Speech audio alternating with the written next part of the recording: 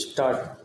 A child born in such a relationship is innocent and is entitled to all the rights which are given to other children born in a valid marriage, subject to the limitation that the right is confined to the property of the parents, and Section 16, subsection 3, as amended, does not impose any restriction on the property rights of the children born of a void or voidable marriage, except limiting it to the property of their parents. Full stop. Hence, such children will have a right to whatever becomes the property of their parents, whether self acquired or ancestral. Para.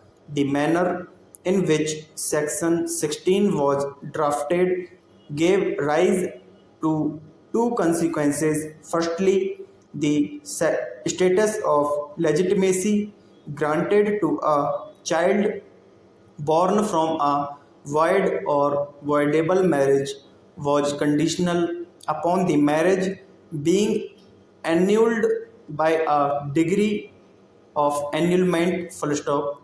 Absent a decree of annulment, the child would continue to be illegitimate. Full stop. If the parties had not moved a court and obtained a degree, the protection under Section 16 was not available. Full stop. Secondly, children born from void or voidable marriages were artificially divided into two groups: those born of a marriage performed prior to the enactment of the legislation, and those born after its enactment. Para.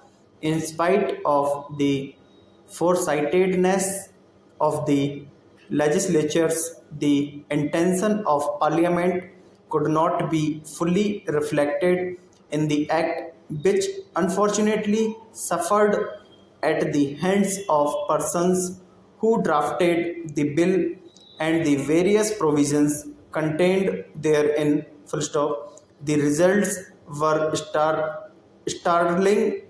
Full stop. Since the rule of legitimacy was made dependent upon the marriage being annulled by a degree of annulment, the children born of such marriage would continue to be illegitimate if the decree of annulment was not passed, which incidentally would always be the case if the parties did not approach the court.